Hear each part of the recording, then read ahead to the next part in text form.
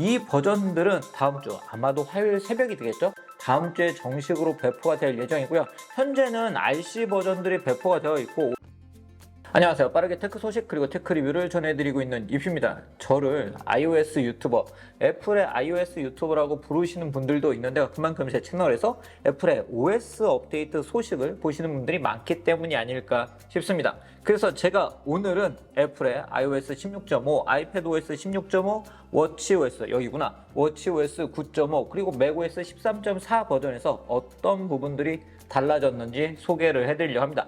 이 버전들은 다음 주 아마도 화요일 새벽이 되겠죠? 다음 주에 정식으로 배포가 될 예정이고요. 현재는 RC 버전들이 배포가 되어 있고, 오늘 제가 영상을 촬영하고 있는 오늘 금요일에 macOS 13.4 버전 같은 경우는 RC2 버전이 배포가 되었기 때문에 RC 버전을 기존에 다운로드 받아서 사용하고 계셨던 분들도 RC2 버전으로 업데이트를 해서 사용을 하셔야 될 것 같습니다. 아마도 그러면 주말에 특별한 버전이 새로 업데이트 되지 않는다고 하면 정식 버전으로 사용하실 수 있을 것 같습니다. 아무래도 이번 버전들은 6월에 WWDC 23 행사가 열리면서 iOS 17, 아이패드OS 17, 워치OS 10, macOS 14 버전이 공개가 될 예정이기 때문에 아무래도 안정성 측면에서 더욱 많은 부분이 업그레이드된 그런 버전이라고 할 수 있는데요. 그러면서도 또 다양한 부분이 달라진 부분들이 있기 때문에 지금부터 아이폰부터 어떤 부분이 달라졌는지 소개를 해드리도록 하겠습니다. 먼저 아이폰에 적용된 iOS 16.5 버전 같은 경우는 제가 기존에 사용했던 베타 버전들과 비교를 해보면 이 배터리 타임이 확실히 좀 더 좋아졌다는 점이 제가 느꼈을 때,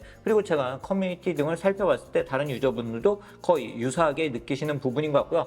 발열적인 부분에서도 제가 업데이트를 하고 꾸준히 사용을 하고 있는데 아이폰 14 프로 맥스 모델로 사용을 하고 있는데 발열적인 부분에서도 안정적인 모습을 보여주고 있었습니다. 그리고 베타 버전에서 이번에 에어팟 펌웨어가 출시가 된 이후에 저한테 DM이나 아니면 댓글 등으로 에어팟의 소리가 좀 달라졌다, 에어팟 소리가 좀 안 좋아진 것 같다 라고 이야기를 하신 분들이 있는데요. 이번에 iOS 16.5 정식 버전 전 RC 버전이 배포가 되면서 이런 부분들도 개선이 되었기 때문에 이제는 에어팟 프로 2세대 등을 사용하신 분들도 음질적인 부분에서 문제없이 사용하실 수 있습니다. 그리고 새로운 잠금화면과 배경화면이 추가가 되었는데요. 자, 이렇게 잠금화면 설정으로 들어가게 되면 LGBTQ 플러스 공동체를 기념하기 위해서 프라이드 깃발의 색상을 디자인한 프라이드 잠금화면이 적용이 되었는데요. 이 잠금화면 같은 경우는 설정을 해서 사용하게 되면 사용할 때마다 이렇게 움직여요. 그렇기 때문에 예쁘게 사용을 할 수 있기 때문에 이런 잠금화면을 적용해서 사용을 해보시는 것도 좋을 것 같은데요. 그 밖에 저희가 이 아이폰에서 검색을 할 때 검색이 응답하지 않을 수 있는 버그가 개선이 되었고요. 카플레이를 사용하신 분들이 팟캐스트를 연동해서 들을 때 이 팟캐스트가 제대로 로딩되지 않는 문제가 개선이 되었습니다. 이처럼 일부 새로운 컨텐츠가 추가가 되었고 일부 개선사항을 담고 있고요. 그리고 발열 등이나 이런 부분 안정성 부분에서 배터리 부분의 안정성 부분에서 업그레이드된 버전이라고 할 수 있습니다. 자, 이제는 애플워치에 대한 이야기를 해보도록 하겠습니다. 애플워치 같은 경우에도 보시면 이렇게 프라이드 셀러브레이션이라고 하는 새로운 워치페이스가 추가가 되었습니다. 이 워치페이스 같은 경우에도 꺼졌을 때 그리고 켜졌을 때 예쁘게 사용할 수 있고 이렇게 움직이기 때문에 이 프라이드 셀러브레이션 워치페이스를 설정을 해서 사용하실 수가 있고, 5월 말에는 이 프라이드 워치페이스와 같이 깔맞춤해서 사용할 수 있는 새로운 밴드도 추가가 됩니다. 그리고 많은 분들이 애플페이를 사용할 때 이 어시스티브 터치 기능을 사용하고 있었는데 기존에 또 이 버전들이 배포가 되면서 이 기능이 제대로 동작하지 않았던 경우들도 있는데 제가 이번 버전으로 업데이트하고 사용을 해보니까 어시스티브 터치 확인 기능도 잘 사용을 하면서 이렇게 손가락 딱딱 하는 걸로 애플페이를 사용할 수 있더라고요. 그렇기 때문에 이 기능을 기존에 사용했다가 제대로 동작하지 않아서 사용을 못하고 계셨던 분들도 이제는 사용을 하실 수 있습니다. 제가 아이패드는 오늘 제일 나중에 이야기 드릴 거예요. 그 이유는 아이패드용 업데이트가 이미 여러분들께 제가 공지를 드린 것처럼 아이패드용 업데이트들이 있기 때문입니다. macOS 13.4 버전 같은 경우도 앞에서 이야기해드린 것처럼 아이폰처럼 검색이 제대로 작동하지 않을 수 있는 문제가 개선이 되었고요. 그리고 스크린 타임이 재설정될 수 있는 문제가 개선이 되었고, 해외 같은 경우는 애플 뉴스에 스포츠 탭이 추가가 되었는데 이건 국내에서 사용할 수 없기 때문에 이 부분은 패스라고 안정성적인 부분에서 업데이트가 되었기 때문에 맥을 업데이트해서 사용하시면 되고, 그리고 이 베타 버전에서 이 파일이 제대로 열리지 않는, 저희가 파일을 열 때 바로 이렇게 더블 클릭해서 열어야 되는데 그게 열리지 않는 문제들이 베타 버전에 있었어요. 그런데 얼마 전에 나왔던 베타 버전부터는, 그리고 이제 RC 버전도 제대로 파일이 잘 열리기 때문에 이런 문제를 경험하셨던 베타 버전 사용자분들은 업데이트 하시면 이제는 그런 문제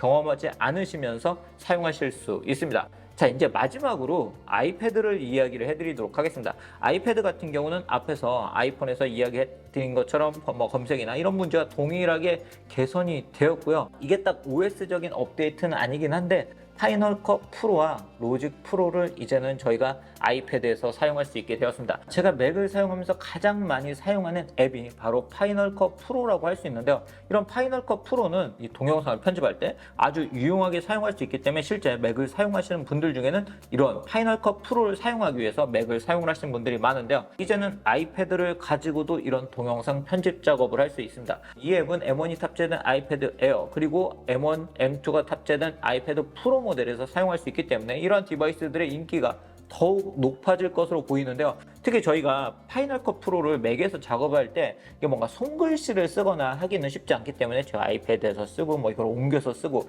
이런 작업들을 했어야 되는데 이제는 아이패드에서 편집을 할 때는 바로 이렇게 실시간 그리기 모드를 사용해서 손으로 그리거나 아니면 이렇게 뭔가 꾸미면서 작업을 할 수도 있고요. M2 아이패드 같은 경우는 호버 기능을 지원하기 때문에 이렇게 이동을 하는 걸 쉽게 꼭 대지 않고도 이동을 하면서 장면을 확인할 수 있다는 점이 또 애플 펜슬을 사용하는 장점이라고 할 수 있고요. 그리고 조그 휠이라는 기능을 제공하는데 이 오른쪽 등에 조그 휠을 띄워놓고 작업을 할 수 있는데 이 조그 휠을 통해서 미디어를 이렇게 앞뒤로 움직이는 건 물론이고 미디어의 길이를 조절할 수도 있고요. 그리고 아이패드의 장점이 또 이렇게 카메라가 탑재가 되어 있다는 점이죠. 이런 카메라를 여러분들이 수동 모드로 해서 전문가 모드처럼 화이트 밸런스 등을 조절하면서 촬영을 하실 수도 있고 그렇게 촬영한 파일을 바로 옮기면서 작업을 할 수도 있고요. 그리고 이 아이패드 M1, M2가 탑재된 모델들은 워낙 성능이 좋기 때문에 파이널 컷 프로의 작업들을 여기서 빠른 속도로 할 수가 있고 그리고 타이틀이나 효과 등도 다양하게 제공하고 있기 때문에 아주 유용하게 사용할 수 있을 것 같습니다. 그리고 로직 프로 같은 경우도 음악 작업을 하신 분들이 정말 많이 사용하고 있는 앱이죠. 이런 로직 프로 같은 경우는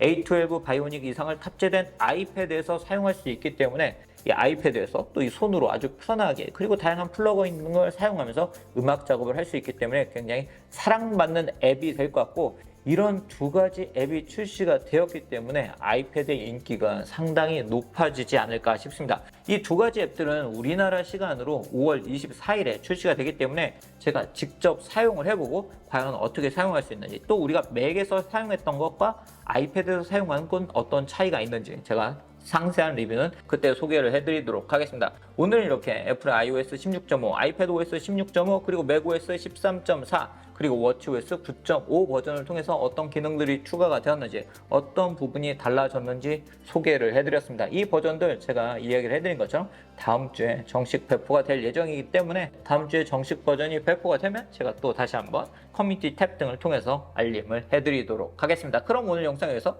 마치도록 하겠습니다.